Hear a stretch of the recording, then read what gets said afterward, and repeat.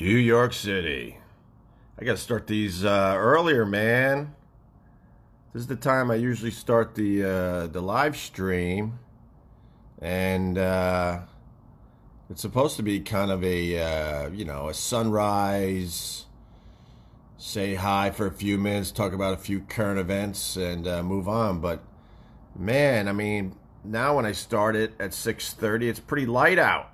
So I think we're going to start these things a little earlier, starting on the next one, because you can't call it a New York City sunrise when it's very light out right now. Although the sun isn't officially up, it's peaking. It's peaking, but I don't think we're going to see a sunrise today. It's a little too cloudy here in New York City. What's going on, Lance? How are you, buddy? And Max and Jeff. I see the regulars. I saw Rachel in there and Doug. What's going on, Doug Bryson? Hung out with Chef Carl yesterday. Carl Ruiz. We had a really, really good time. And went up to the creepy cabin where the Opie Radio podcast got its start. A mere, how many months ago now? Probably like 9 or 10 months ago. And did a little podcasting yesterday with Carl at his creepy cabin. I walked into a mess because sadly Carl, sadly because the creepy cabin means a lot for the podcast, because that's where we like I said, we got this thing going. But so I'm a bit sad, but I'm happy for Carl. Carl is moving out of the creepy cabin. Breaking news for the Opie Radio podcast fans. I walked into the creepy cabin and just piles and piles of Carl's stuff as he moves out of there. I think he's got to be out by like Friday, so it was a mess. So Opie, going over the GW, make sure you wave. Right on, man. What's up, Ron? I'm waving right now, even though that's the other side. But I went over the GWB yesterday, and they are putting up a lot of netting. I'm obsessed with this. Most people in New York don't really talk about it, but there's a decent amount of people that jump off that bridge every year. We talked about it on an episode of the podcast, but basically, people end their lives jumping off the GWB. We get, I don't know how many we officially get, but I would say it's close to like probably 6 to 8 a year. And it's always just a small, tiny little article in the paper, because New York City doesn't want to be promoting that stuff. But of course, it's news, so you gotta write something. But I feel like the city has some weird deal with the papers, because they bury those articles deep into the paper. Yeah, I don't know. I think every time someone jumps off the GWB, it should be on the front page. That's nuts. But I was driving over the GWB last night, and I noticed they're putting up lots and lots of netting. They really want to make sure people don't jump off that bridge anymore. Ron, wow, 6 to 8 a year. That's my guess. That's my uneducated guess. But it seems like I read about them finding a body and then assuming that person had to have jumped from the GWB. Then there's a couple every year that it's dramatic, that people literally stop their cars and try to stop someone from jumping. Oh yeah. I mean, the king of bridges as far as suicides go is out there in San Francisco. The Golden Gate Bridge is a destination for people that want to end their lives. They get a lot. And that's like such a tourist attraction. I haven't been there in years, but I would assume that they're not putting up all sorts of netting and whatnot to block those beautiful views that you get when you walk across the Golden Gate Bridge. But they get a lot of suicides out there. My God. Billy's right. At least they can't land on anybody. They will jump off buildings to the sidewalk. You know what? That number has gone down, thank God. There was a time, I mean, we get a few of those every year too. People jumping out of the buildings, but I remember we were working at WNEW. God, this live stream has become quite morbid. But I think it was the Harley Davidson Cafe in Midtown Manhattan. We're getting ready for an NEW show, and we get word around lunchtime that somebody jumped, and I chose not to go. A few people that I worked with at the time, I don't even remember who exactly, they ran to see the aftermath of this person jumping from a building. And it was described as sidewalk pizza. Yes, it was.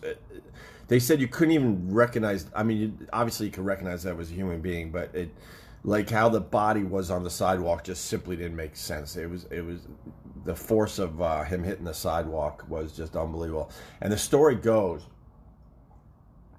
that somebody was in the area when this guy jumped, and I guess the body kind of like hit this person's arm just before it hit the sidewalk. Just missed taking a person out with him. Could you imagine?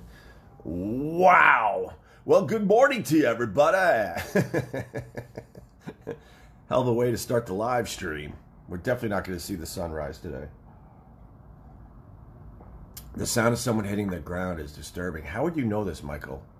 How would you know this? I don't want to know how you know that. That's, yeah. But we get a few of those too. A few people jumping out of these buildings.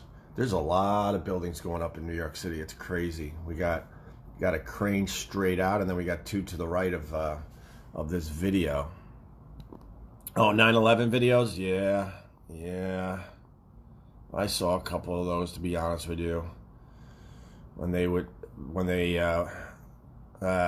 want to talk about it.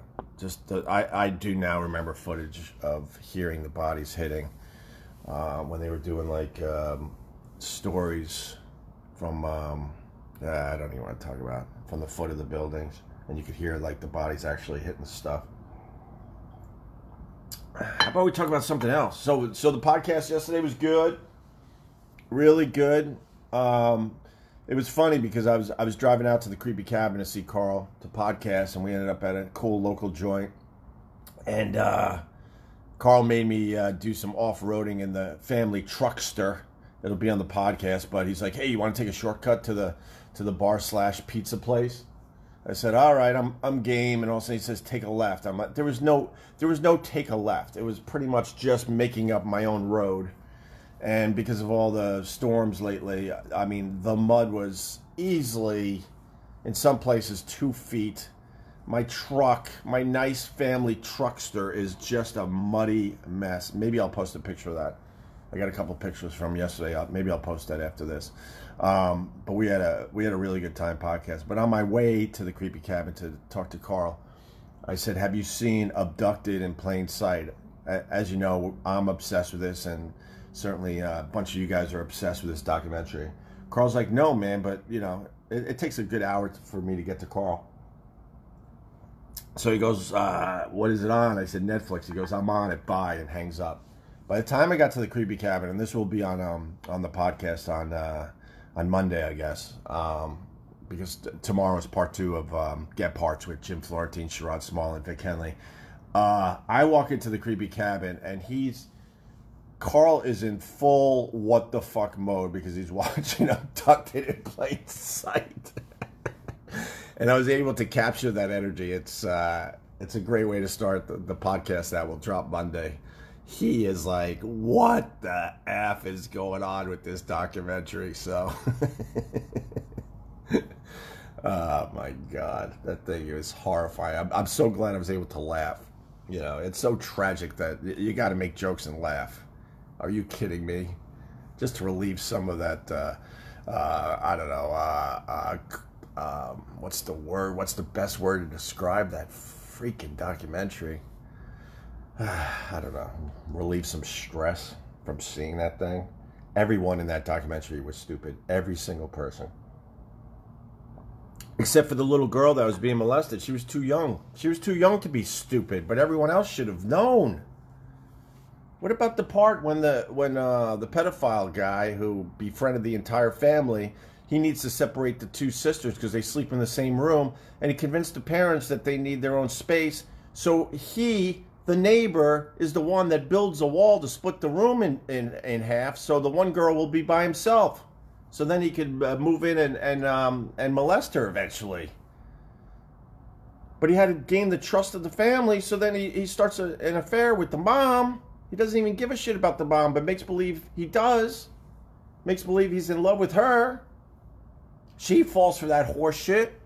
Then he's like, well, how do I get the father? And he gets the father to give him a hand job.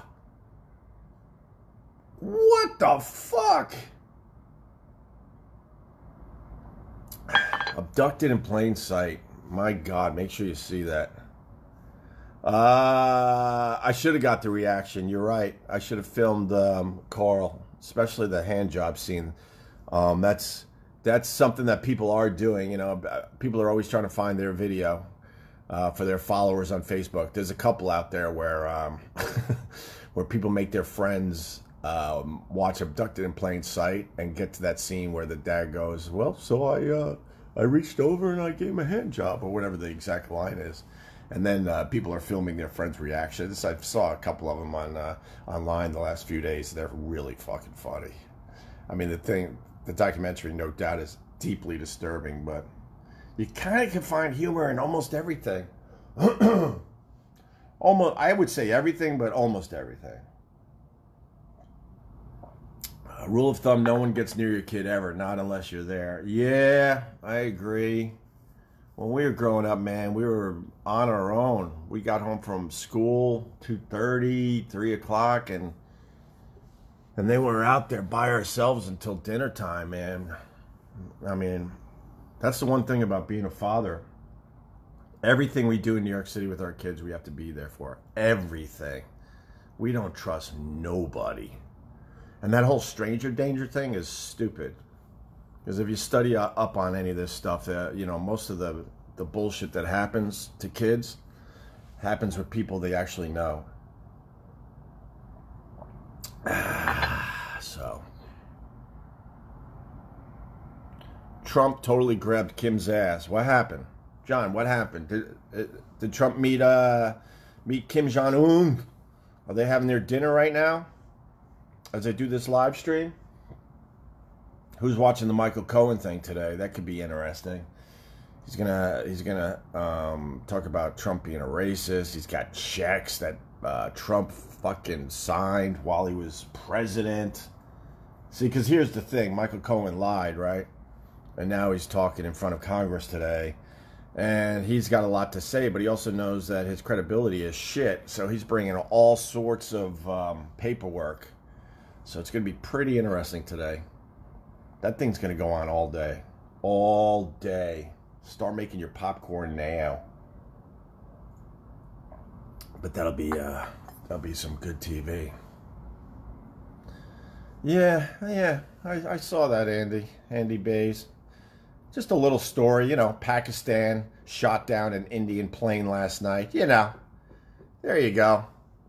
2 nuclear powers that literally just have thousands of nuclear warheads pointed at each other at all times. Yeah, there's a little bit of a conflict in that part of the world. Just a little. That's the scariest thing in the news today. Way scarier than Trump. Way scarier than what Michael Cohen has to say. You got 2 nuclear powers that fucking hate each other's guts. You know, messing with each other. That's just great. Yeah, I saw that story. And it's making a lot of people very, very nervous. If you've never seen those videos at the border, they're wonderful. There's a show that goes on every day at the border between India and Pakistan, where they pretty much right in front of each other try to show off their military might. It's very expressive. There's pageantry, basically saying we're better than you, and then like, oh yeah, well we're better than you, and it's at the border every day, and people come out in droves to watch it. But it's pretty intense. Besides being a show, it's as real as it gets.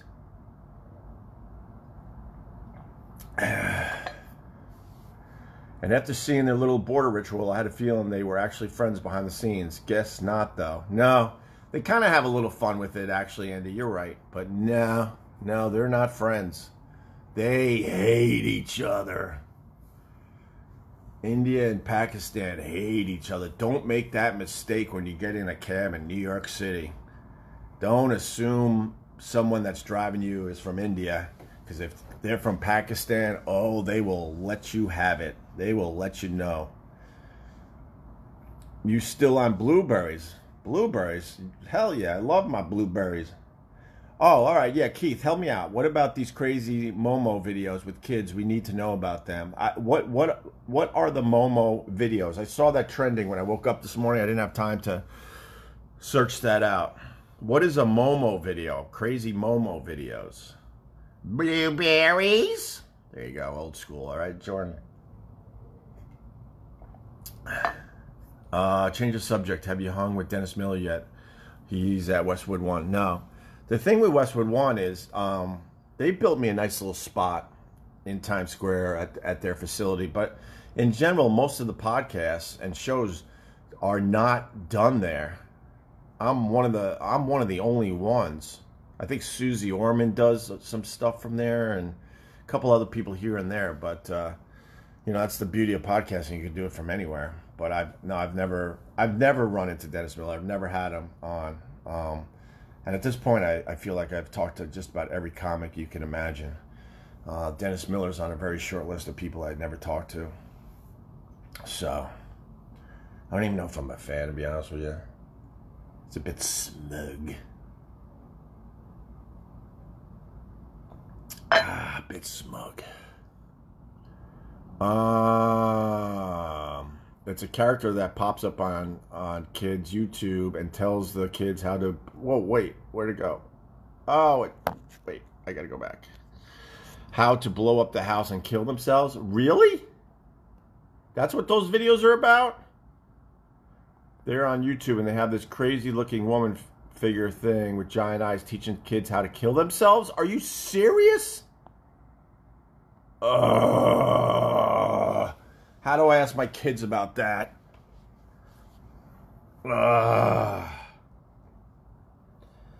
yesterday I had a kid freaking out at bedtime, and I remember freaking out about this when I was a kid. My daughter freaking out because she's starting to figure out like how weird the world is and God and the universe. Do you remember as a kid when you finally figured out like, wait a minute, someday I'm gonna fucking die? Are you serious? And how scared you were? Well, that hit my kid yesterday. And we had to try to explain Earth and God and the universe, and oh boy. Took a while for all of us to get to sleep, but that went down yesterday. They're at that age. I remember finding that shit out when I was about 8 years old. And I also remember it hit me when my parents were leaving for the night to go out with their friends. And I remember probably never being more scared than that day as they were gone, as I'm figuring out, oh my God, this whole thing ends. Your life ends. Are you serious? Momo supposedly mainly in Russia and South America from what live read. Oh God, these things go by. Hold on, I gotta go back up. I like the popularity of these live streams, but sometimes it's hard to read all the comments. This was when it was through Facebook Messenger, though. Okay. Did she climb into the apple tree? You guys don't miss a beat. Where are you, bro? I gotta give you credit. Hold on. Charlie Burkett. Bravo. I'll tell that, and then I gotta move on. We did sex education in school. I don't remember how old. I think it was around 5th or 6th grade. I don't even know if they do sex ed in school anymore. I don't know. Is that crazy to actually talk about sex to your kids in school at this point? Anyway, they showed the films. I was very immature for my age to begin with, and I was just not ready for that. And I wasn't the only one that wasn't ready for that. And they split the boys from the girls, and they showed the girls their video, and they showed the boys their video, and They just talked about, you know, sex and growing up and the changes that you'll see in your body. And as a kid, I didn't want to know any of this, and I was horrified. And then, I love this. Then the discussion ended, and they said to everybody, they're like, "Look, we informed your parents that we're doing this today, and if you have any questions, they're ready to answer any questions you might have." And the whole thought, as I was walking home, we used to live pretty close to the grammar school. Excuse me. My thought was, "Oh, hell nah." And I'm thinking, my parents know I saw this film today? Hell no, I ain't dealing with this shit, right? And I got to my house, and they said, "How was school?" I said, "Fine." And then they said something like, or my dad said something like, "Well, if you have any questions," exactly what the teacher said, you know, if you have any questions, you know, ask your parents. And my dad was trying to get ahead of the whole thing. He's like, "So if you have any questions," he got the word questions out. I ran out of the house and I climbed up into the apple tree in our front yard / driveway. We didn't really have much of a front yard. We had a giant driveway for some reason, even though we, I don't know, whatever. And I stayed up in the apple tree for a pretty long time. I just simply did not want to deal with asking my dad questions about penises and vaginas.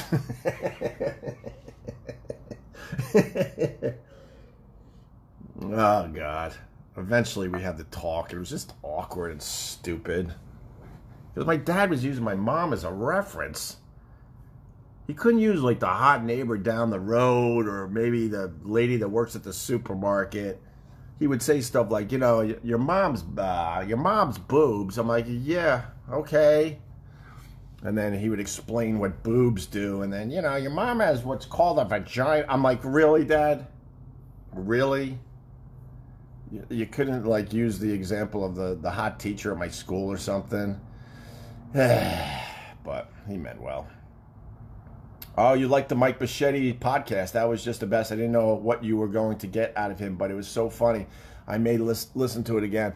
I'll be honest with you guys. I think I made a mistake with that. I think I should have made that into one giant episode. But I liked it a lot. I really liked it a lot. Me and Mike are going to go look at paintings and do pretty much the same type of podcast, but with paintings, because Mike said that he studied art. Mike Bichetti is way smarter than people realize. Way smarter. He's very knowledgeable too. But he's like, "Oh, I studied art in college, I guess." He goes, I could talk about paintings all day." So, you know, I want to spread out these episodes. I don't want, you know, to quickly go back to Mike Bichetti. So I got to put a little time between edibles and dinosaurs that I did with Mike Bichetti. But we're going to go to the art museum and look at paintings probably in another month. But thank you. I'm happy when I hear what episodes people like. Matter of fact, we got a Facebook group. It's called Opie Radio Podcast. It's building quite nicely, and right now there is a posting up there. People talking about their favorite episodes and the ones they didn't like as much. So it's been fun reading that thread on the Facebook group Opie Radio Podcast. Yo, real talk, Mike Bichetti's a crazy smart dude. He really is smart. I mean, his delivery gets in the way at times. And him saying, "Am I wrong or am I right?" over and over again. But when you really get past that stuff and really listen to what he has to say, he's very knowledgeable, very smart. So, all right, guys, I got to get the kids up. This was fun, man. I swear to God, I was walking to the window today going, I don't even know what I don't even know what I'm going to talk about. And I was going to blow it off. And then I said, I could at least say hi to people. And it turned out pretty good, man, I think. So, all right, I'm going to come back, though, and talk a little more. But I got to get my kids up. Most of you guys know that by now. But in the meantime, there's a link in the live description of this live stream. You click on that, you could be listening to episode 85 of the Opie Radio Podcast called That Blackface Show. You could do that. Or I'm going to play a sample right now as I go get the kids, and then I'll come back and turn this thing off, like I said. But Either way, man, thanks for supporting the Opie Radio podcast and subscribing and joining the Facebook group and leaving those 5-star reviews. All that stuff is really, really helping. And a shout out to the Pod Squad. I know you're out there. Quick sample, I'll be back. Episode 85 with Jim Florentine, Sherrod Small, and Vic Henley. Part 2, by the way, of this comes out tomorrow. But here's a little taste from the episode we titled That Blackface Show. A past episode of the podcast, but you hear what the Major League Baseball is doing, What's MLB? You want to? They're getting rid of the saying "disabled list." Okay. They're calling it the injured list because the disability people came out and said you can't say disabled list because disabled people can actually play sports. Right. So when you put a baseball player on the disabled list, that means they can't play for 15 days or whatever. Right. I called it the retard roster. Can't say that no more. What baseball turned into? No, not allowed. Retard roster. Ixnay on the retard. The best part of this, it was never a problem. No one even brought this up. No. Some asshole. They in fired office. off a letter to the Major League Baseball and they go, okay, we'll change it to the injured list. The injured So now it's not disabled anymore because, you know, disabled people can actually play sports. Yes, because what's the name from the Yankees? He had one arm, right? He's Yeah, Jim Abbott, yeah. One hand. So we're supposed to say mentally. We're supposed to say spastic squad. He's supposed to say kicked in the head by God. I was gonna go with mentally injured. These two type of angels. It's all. What am I going to say when I get warts again? I'm on the 15-day disabled list. Now I got to say the injured list. I got to sit out for 15 days or I'd start fucking again. That was always the thing. I'm on a 15-day DL. The warts came back. This is why you need comedy. That's why this Awards came back. I'm This still is- laughing at the awards came back. This is why you need comedy, though, because the world is losing its mind. There was never a problem there. No one was even thinking about it. Yeah, but that's the thing. They judging comedians by the same thing they judging politicians by. The stupid. We're not politicians, stupids. Yeah. We're here. We're in the front line of this shit. Talking about warts on dicks. The injured. Is that wrong? No. It's Like informative. French ticklers. Exactly. The bumps are for her pleasure. Yeah, I know. It's bump for her pleasure. How about the girl? I got more girth. How about the hot? Do you remember Florentine? Dr. Steve down in Tennessee. Yeah. When I went down there and did a gig for him last year, the lady he sent to pick me up and take me to the hotel, loves Florentine. Yeah. Do you know what I'm talking about? Yeah. It's just because she was like, he invited me to New York to come see him. And I'm like, really? And she goes, yeah, but then, he said, I'll probably be working, so you'll just have to hang out. I'm not going to spend any time with you. I'm We're gonna make money if I'm we're not gonna going to hang spend out. any time with you.